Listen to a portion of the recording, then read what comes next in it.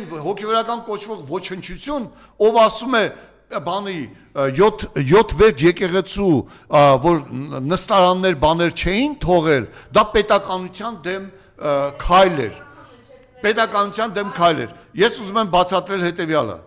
Հայոց եկեղեցին սահմանադրությամբ հայոց պետականության անբաժանելի եւ անխախտելի մասն է կազմում, կարևորագույն մասն է կազմում։ Ախր այդ նման վիժվածքի ասած անգամ լսելը թեմի հոգևորականների այդ քայլը, որ կատարել էին եկեղեցին ամբողջությամբ մաքրել էին եւ նույնիսկ մի նստարան չեն։ Ճիշտ է, ես կբացատրեմ, հա։ Լսեք, սա լսեք, ես այս ոչնչությանը գիտեմ Թիֆլիսից։ Թիֆլիսում 12 բիզնեսներ ուներ եւ երբ Թիֆլիսում իր անբարոյականությունը հասել էր պետական մակարդակի եւ Վրաստանի իշխանությունները սկսել էին հարկային ստուգումներ եւ հարկային ստուգումների ժամանակ խայտարակ էր լինում հայոց եկեղեցին, սրան հեռացրեցին այնտեղից։ Բայց ես չեմ ներում կաթողիկոսին, որ այս ժամանակ կարգալույս չարեց այս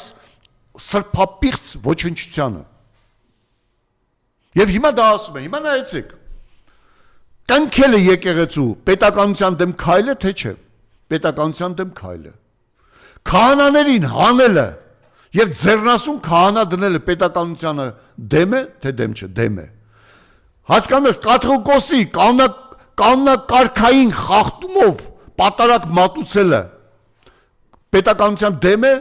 թե դեմ չէ, դեմ է, որովհետև պետականությունը մեր ընդունում է եկեղեցու ինքնուրույն գոյությունը, ինքնուրույն գործունեությունը, ազատությունը, անկախությունը եւ վեր լինելը իր իսկ կանոնագրքերով։ Հիմա պետականությունը ով է դեմ գնացել, այ անգրագետ ոչնչություն։ Իհարկե Նիկոլ Փաշինյանը։ Պետականություն դեմ չէ, հայոց ընտրյալ, օծյալ կաթողիկոսին վիրավորելը։ Պետականության դեմն է։ Իսկ ինչու այդ մասին չես խոսում։ Դու դուրս ես եկել Միքայել Սրբազանի դեմ, որի եղունգը չարժես,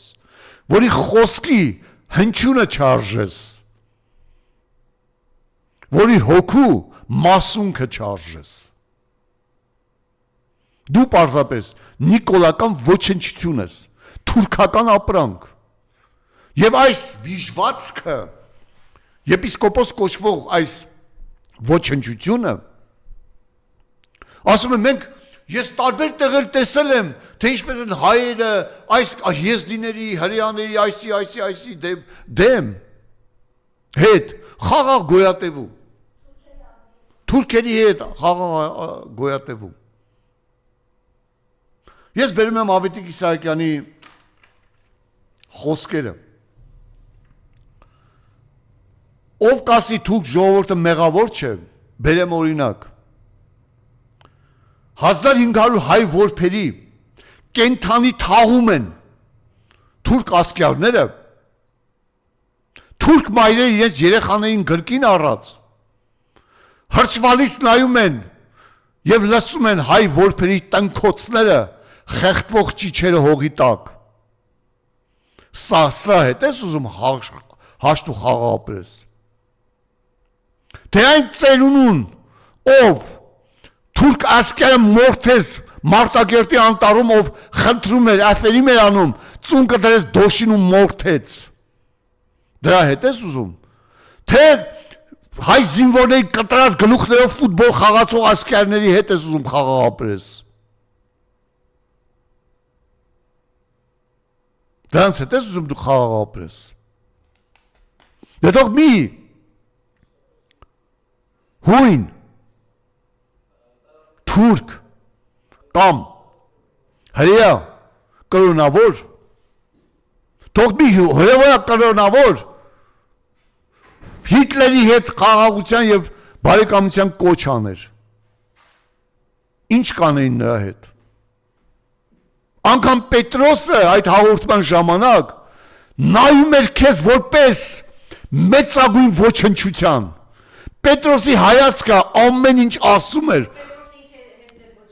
հասկանում եք ինչ եմ ասում, նայր Պետրոսի հայացքին զարմացած, ատելությամբ էր նայում քեզ, այ ոչնչություն, ծախուշուն, քեզ թվում է ամեն ինչ կարելի է տանել, բայց սեփական հոգու վաճառքը հանուն շահի, դա ամենասարսափելին է, դու դա արել ես։ Ես ուրիշ բան եմ ուզում ասել։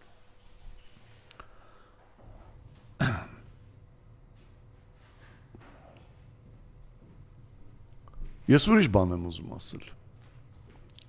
Խաղաղության կոչ անողներ։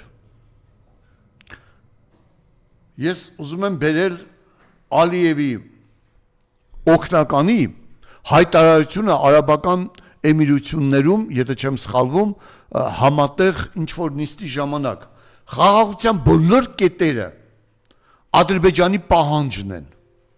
Եվ Հայաստանը պարտավորվել է կատարել բոլոր կետերը։ Այսինքն դա ոչ թե խաղաղություն է, այլ կապիտուլյացիա է։ Բոլոր 9 կետերը հակահայ են, հայակործան են։ Վերջում ավելացնել նաև եկեղեցուն կործանելը, որովհետև դա այդպես էլ պետք է լինի։ Եկեղեցուն կործանելուց հետո հայ ազգ այլևս գոյություն չի ունենալու։